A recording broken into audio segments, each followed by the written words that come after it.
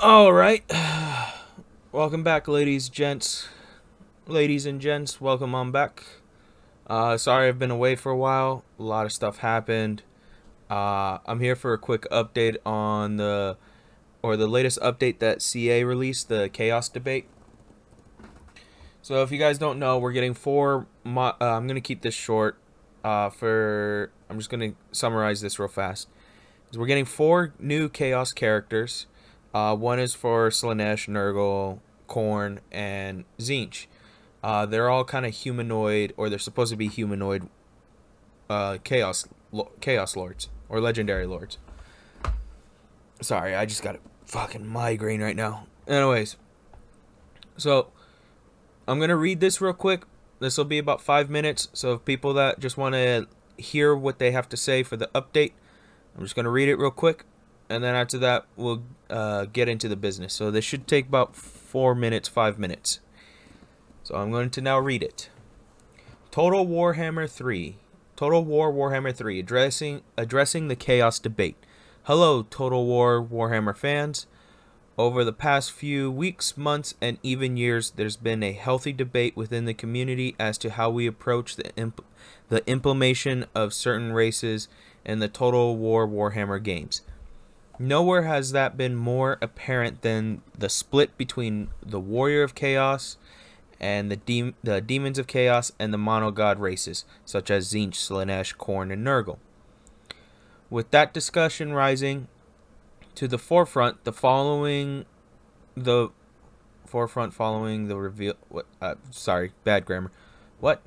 Forefront following the reveal of the Champions of Chaos, we want to take a moment to sit down with our design team and get their thoughts on the process behind it. So today we're here to provide you with a clear picture of what, why, and how we've split the Lords of Chaos, as well as the role it will play in our forthcoming DLC.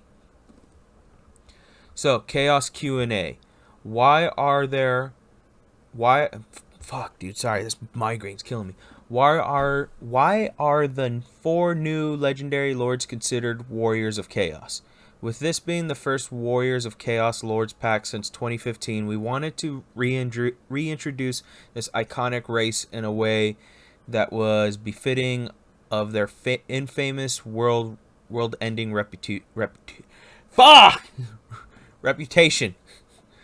God damn.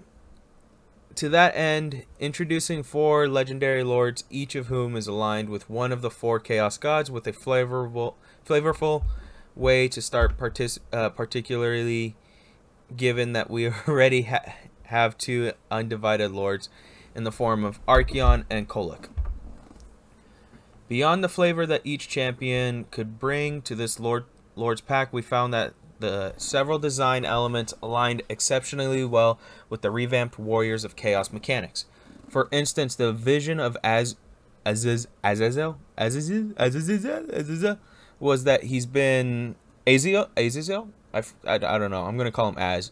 He's been sent out into the world to find and lure promising undivided champions into devoting themselves to Slaanesh.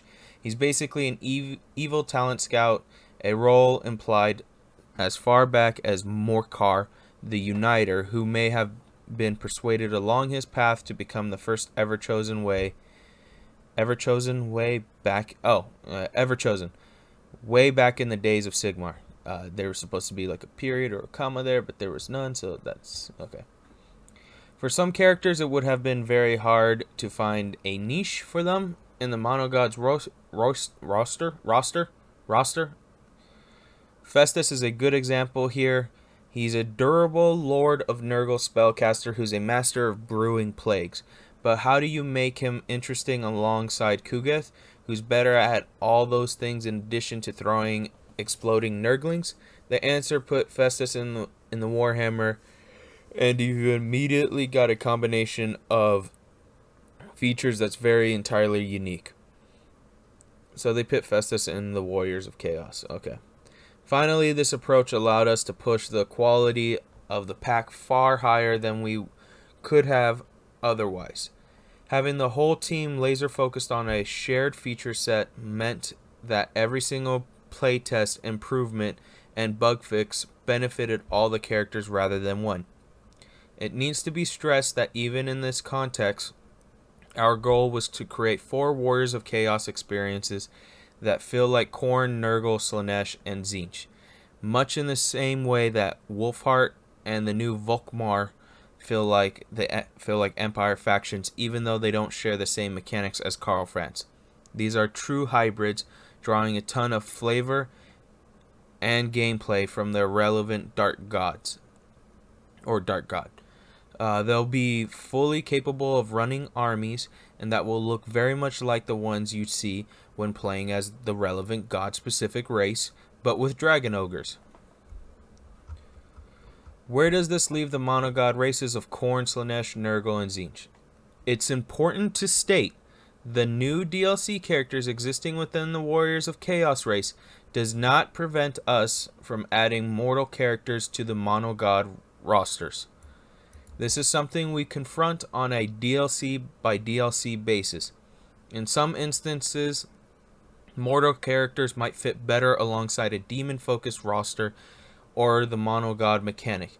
In others, the roster might end up with widely different bespoke feature sets more appropriate to the given faction. Do not worry, there are plenty of exciting characters who will be joining the monogods in the future. It's also worth stressing that this pack will still massively transform the monogod playstyle. In some cases, their rosters are excuse me. In some cases, their rosters are almost doubling in size, and each god gaining a new hero and 2 lords to lead their armies, topped off by the ability to convert mortal lords into demon princes. Even older heroes are getting updated, with cultists now riding the new war shrines into battle as mounts, combined with a ton of balance changes and the new Immortal Empire's starting position. We're pretty sure the monogods will offer a ton of fresh new experiences. Why are there 2 Slaanesh legendary lords in the Warriors of Chaos? With hindsight, everything is much clearer. It's fair to say that if Sigvald hadn't been in the game since 2016, he would have undoubtedly been the Slaanesh champion in Az's place. Beyond that, we wanted to ensure that all 4 of the Dark Gods had representation within this pack in order to provide you with a larger variety of legendary lords to play at launch. Plus, we really like the Swiss Army knife dynamism that Azazel brings to the roster. Ultimately, our aim has been to ensure that both Slaanesh lords offer a distinct playstyle, as Azazel is a demon prince. He has a narrower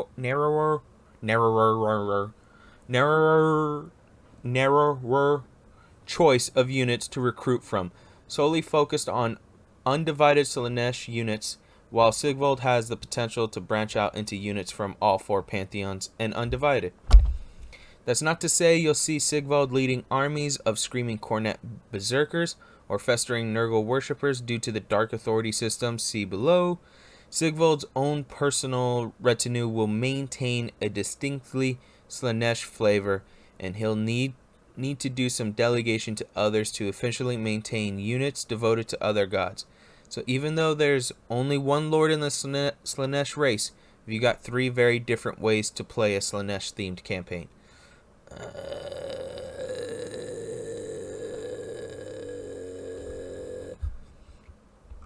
Alright, let's see how much more. Almost there, you guys. Almost there. How do the unit rosters work in a campaign? Well, the Warriors of Chaos can eventually access a truly vast array of mortal and demonic units. It's not just a case of constructing specific buildings and spewing out multicolored units. Much like the lore, you'll have to work hard to amass the forces of multiple gods, and certain characters will find it easier or more difficult than others. Every unit in the roster is treated as either a warband or a gifted unit. Warband units are your bread and butter, consisting of mortal humans as well as the bulk of the undivided monstrous units. Jesus Christ. Almost all of them can be marked an act that devoted them to a specific god that turns them into a new unit with new visuals and stats and even new voice lines. Though you can't necessarily mark a unit right from the start. Gifted units are primarily demons accompanied by a few specialist non-demonic units, such as Hell Cannons and Shaggoths, and are recruited by spending souls on chaos gifts, hence the name, or via certain special events. There's a cap on the number of these gifted units you can have in any given army. That is, unless you're Be'lakor, who can recruit as many as he likes. Like marks, these options aren't necessarily available from the very start of the campaign.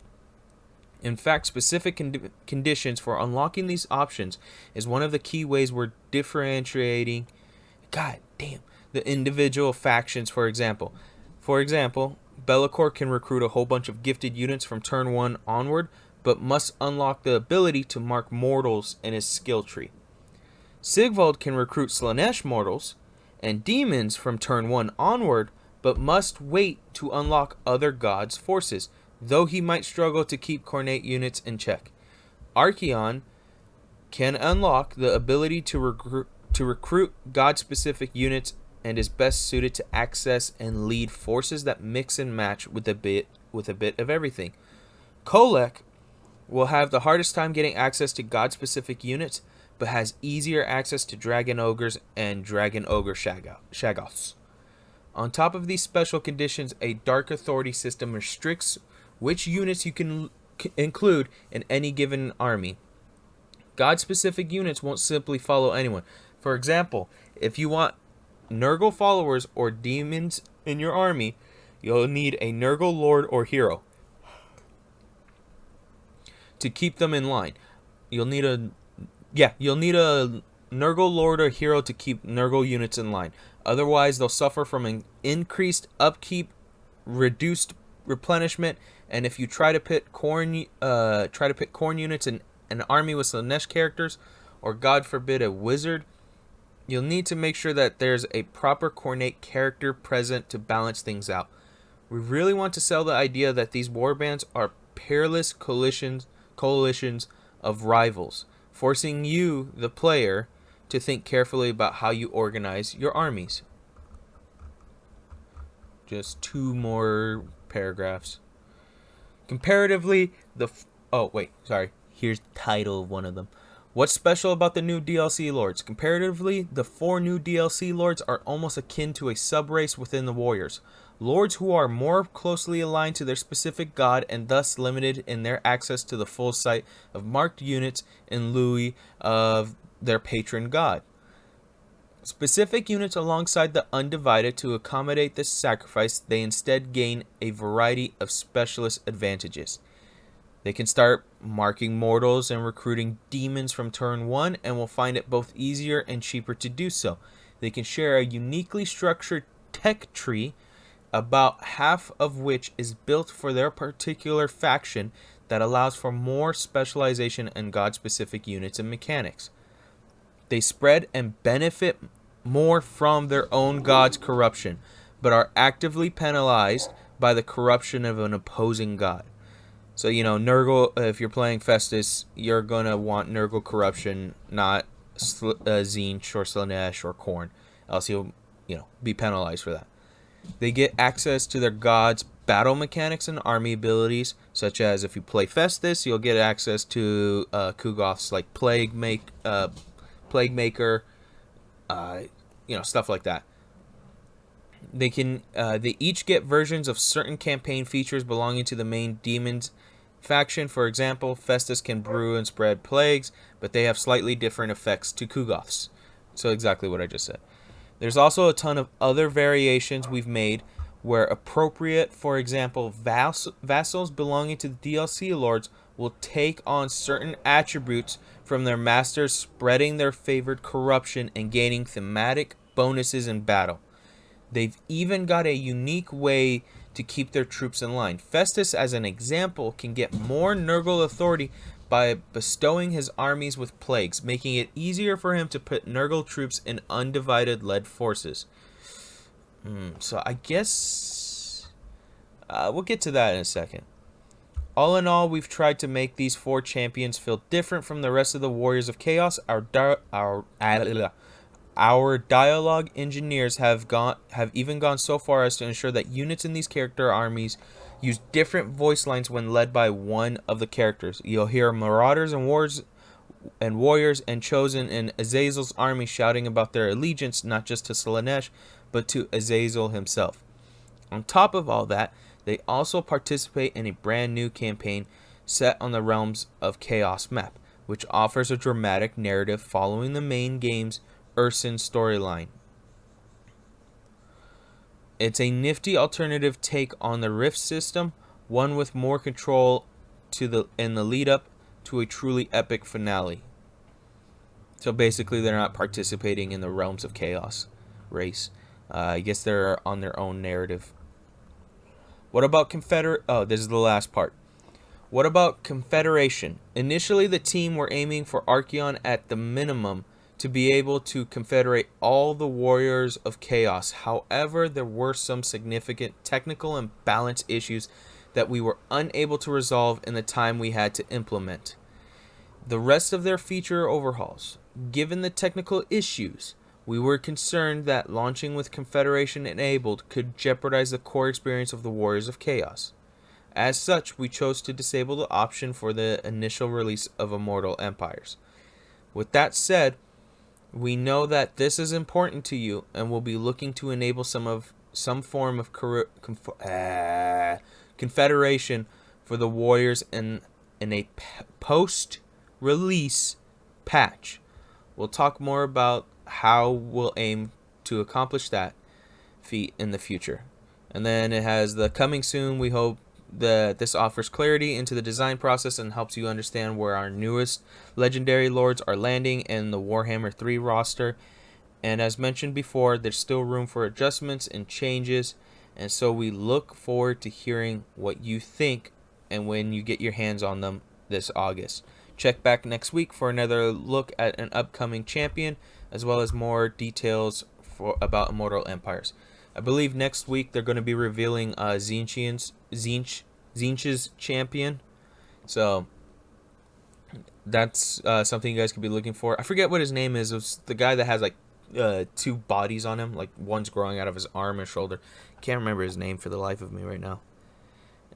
Anyways, so let's get into the whole thing and just summarize my thoughts and what it is and what I think they should do better.